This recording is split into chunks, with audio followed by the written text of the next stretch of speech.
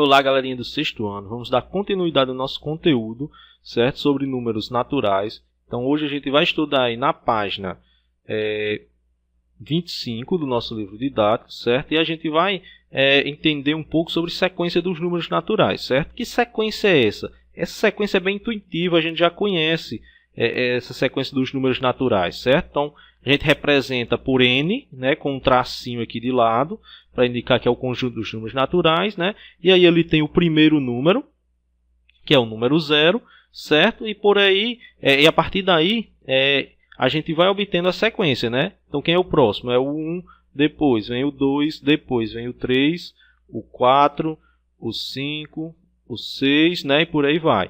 Como eu não consigo escrever todos os números, né? Eu vou colocar aqui 3 pontinhos. Esses 3 pontinhos, ele indica o quê? Que é um conjunto infinito, não é? Eu não consigo escrever todos os números naturais que existem aqui. Eu consigo escrever o primeiro, o segundo, o terceiro, né? Mas sempre vai ter um maior do que o que eu consegui escrever. Então, ele é um conjunto infinito. E para representar que é um conjunto infinito, nós usamos esses 3 pontinhos aqui, certo? Essa reticência, ok? Então, nesse caso aqui, a gente vai entender só o seguinte, né? A gente compreende que todo número natural ele tem um sucessor dentro da sequência. O que é o sucessor? É o número que vem após, né? Então, todo número natural, todo e qualquer número natural que a gente pegar, a gente consegue encontrar para ele um sucessor, certo? Consegue encontrar para todos. E um antecessor? Será que todos têm antecessor? Se a gente olhar aqui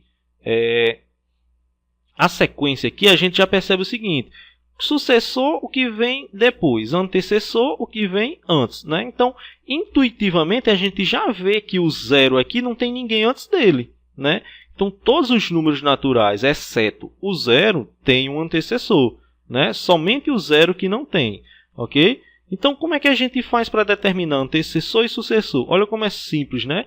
Sucessor que vem depois, antecessor que vem antes. Então, por exemplo, se eu pegar aqui o número 5, né? E eu quero determinar o sucessor dele, o que vem depois, como é que eu faço isso? Eu só preciso fazer o seguinte, ó, fazer ele, né, o 5, mais 1, que é quem? 6, certo? Sempre o sucessor eu determino pegando o número e somando 1 a ele, né? E se eu quero determinar o antecessor, aquele que vem depois, como é que eu faço?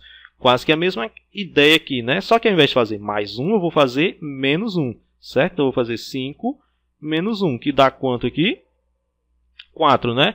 Então, o antecessor é 4, o sucessor é 6. Né? Pegando essa ideia de mais 1 e menos 1, a gente consegue determinar antecessor e sucessor de qualquer número natural aí. Certo, gente? A partir daqui, a gente vai entender o seguinte.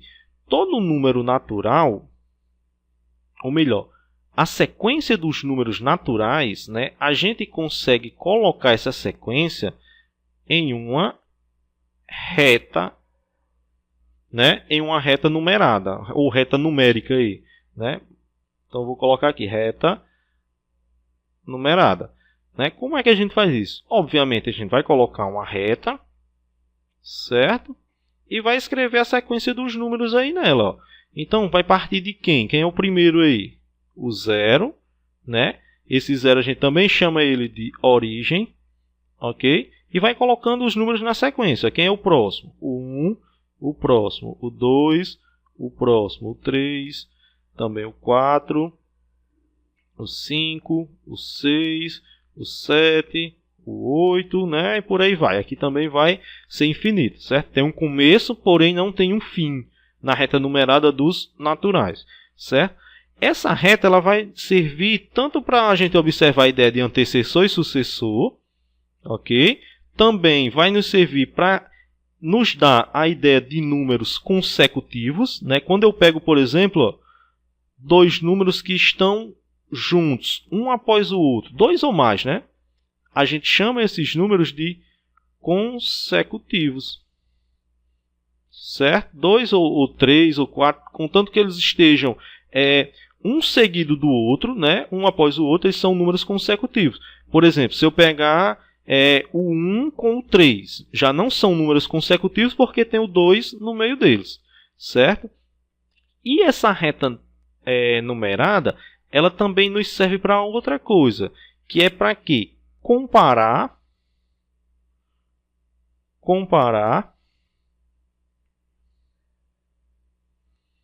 os números, certo? Como assim comparar?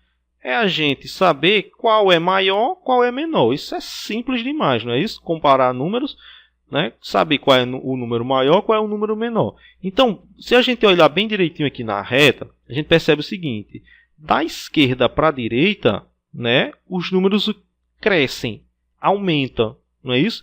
Então, perceba, começa no 0, que é o menor, depois vem o 1, que é um pouquinho maior, o 2, que é um pouquinho maior, vai só aumentando. Não é isso? Então, quanto mais à direita estiver o número, maior ele será. Certo? Então, se eu pegar dois números, como por exemplo, o 325 e também o 305, e eu quero comparar esses números, saber qual dos dois é maior. Se eu fizer a reta numerada e colocar eles dois, o 325 vai ficar depois do 305, não vai ficar à direita. Não é isso? Seria 305, 306, 307, 310, 315, né? 320, 325, não é isso? Ficaria mais ou menos assim. Então, a gente sabe que como o 325 ele está mais à direita na reta do que o 305, a gente diz que o 325 ele é maior do que o 305, certo? Se eu pegar, por exemplo, o 240, certo? Com o 251, se a gente fizer a reta numerada e colocar esses números, a gente vai perceber o seguinte: o 251 fica à direita do 240, não fica? Né, a gente escreve 240, depois 241, 42, 43, 45, 250, 251, não é isso? Então, como ele fica à direita, ele é um número maior, certo? Então, você vai colocar assim, ó, sinalzinho de desigualdade, ó, ok?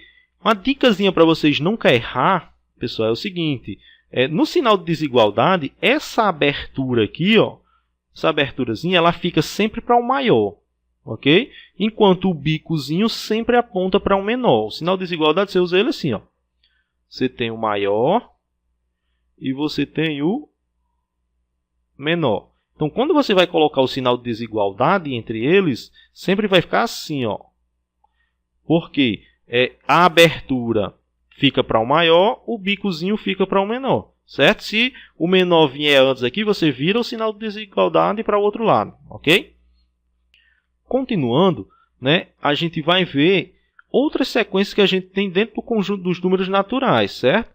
Então, dentro do conjunto dos números naturais, existem outras sequências aí, certo? Quais são essas sequências? Olha como é bem conhecida aqui algumas delas. Ó, por exemplo, sequência dos números pares, por exemplo. Sequência dos números pares. Né? Então, quem é o primeiro número par? Seria o 0, depois o 2, depois o 4, depois o 6, depois o 8, né? O 10, por aí vai. Somente número par. Né? Assim como a gente tem a dos números pares, a gente tem as dos números ímpares também, não é isso? Então, números ímpares. Né? Qual é essa sequência dos números ímpares aí? Ó? O 1, o 3, o 5, o 7, o 9, o 11, né? E por aí vai também. São sequências infinitas, então a gente usa os 3 pontinhos, não é isso? E aí vale só a gente lembrar o seguinte, pessoal,